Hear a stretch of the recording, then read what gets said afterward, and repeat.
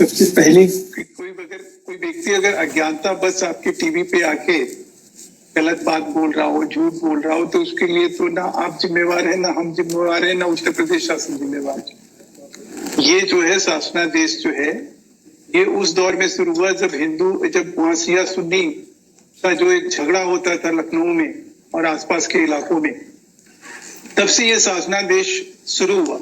और पिछले साल भी जब सीतापुर में घटना घटी तो उसमें और चीजों को जो है उस पैरामीटर को बढ़ाया गया और एक शासनादेश निकाला गया कि जहां पे इस तरह की आशंका है वहां की लोकल थाना, लोकल पुलिस इस चीज को निश्चित रूप से ऐसा करेगी जिससे कि एहतियातन कोई घटना दुर्घटना ना हो। एक बात।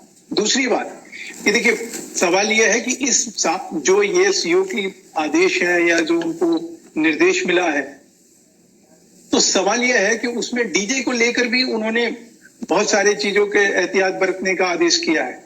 उसको लेकर तो ये लोग भड़का नहीं सकते हैं हिंदुओं को, ना हिंदुओं को भड़काने का कोई काम कर सकते हैं, ना ऐसा किसी हिंदू संगठन ने या कोई ऐसे लोग हिंदू साधु संतों ने आके कहीं उसका विरोध किया है, ना ये भड़काने का कोई जरूरत समझ सकते हैं, क्योंकि वो सभ्य समाज है। उसको हमेशा ये चीज कहीं ना कहीं दिखाई देता है कि शासन प्रशासन जो है हमारे लिए, हम इस देश के नागरिक हैं, हमें कहीं ना कहीं कानून व्यवस्था का जो एक आदेश होता है, जो निर्देश होता है, उसका पालन करना चाहिए। अब ये जो इस तरह की बातें, भड़काऊ बातें कही जाती है कि मुस्लिमों के तीज त्योहार को लेकर एक बायस सोच है, एक विकृत सोच के साथ जो है उत्तर प्रदेश में सरकार काम कर रही है, और इसके लिए पूरे देश में एक चीज होना चाहिए। उसका तो द्विवेदी साहब ने करारा जवाब दिया ना कि हर एक राज्य की अलग अलग व्यवस्था है, हर एक जिले की अलग अलग व्यवस्था है, जहां जैसी जरूरत होगी वहां ये होगी। और देखिए किस प्रकार से भाजपा सरकार ही इस बात के लिए सफल रही कि शिया सुन्नी का दंगा हर साल होता था मुहर्रम पे, लेकिन आज सरकार के रहते भाजपा सरकार की शुरुआत हुई और शांति के साथ सब चीजें संपन्न होती है, तो उसको कोई अप्रिशिएट नहीं करता है।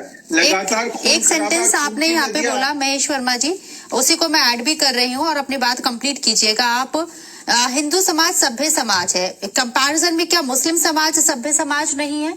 नहीं, हाँ बिल्कुल आपने सही कहा कि हो सकता है इस लाइन को लोग गलत इंटरप्रिटेशन करें। मेरा ये कहना है कि जो एक सभ्य तरीके से काम करना चाहिए, जो सभ्य तरीके का मतलब मेरा यह है कि जो कानून व्यवस्था है, जो कानून का दिशा निर्देश है, जो चीजें कानूनी तौर पे की जाती है उसका पालन करना चाहिए, या हिंदू हो या मुसलमान हो, उसको भड़काने का कोशिश नहीं करना चाहिए, उकसावे और चढ़ावे की राजनीति में नहीं आनी चाहिए।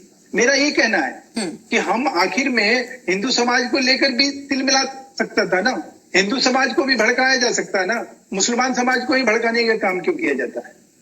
क्यों उसको वास्ता देकर ये कहा जाता है कि देखो ये तुम्हारे खिलाफ है?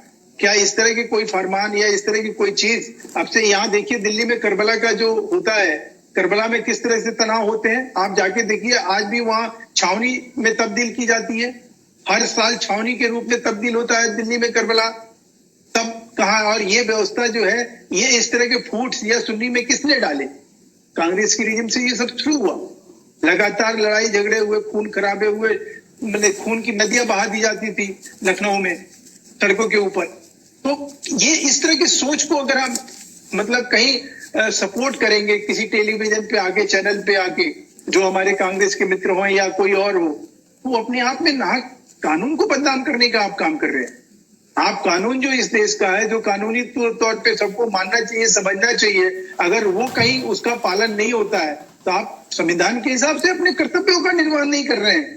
सभ्य होने का मतलब ये है कि आप उस चीज को एक्सेप्ट करिए। हमने, हिंदू समाज ने एक्सेप्ट किया या नहीं किया? आपको मानने में क्या दिक्कत है? ठीक है। और पूरे देश में, पूरे राज्य में ऐसा थोड़ी है कि भाई आपको जहां जैसी सहूलियत है, जहां जिस तरह की आशंका है, पुलिस वहां एहतियातन वो कदम उठाती है, उसके ऊपर भी ऐतराज होगा, उसके ऊपर भी मतलब थोपा जाएगा। इस्लामिक स्कॉलर हमारे साथ हाजी जफरुल हसन जलालपुरी हैं, जो सवाल आपने उठाए हैं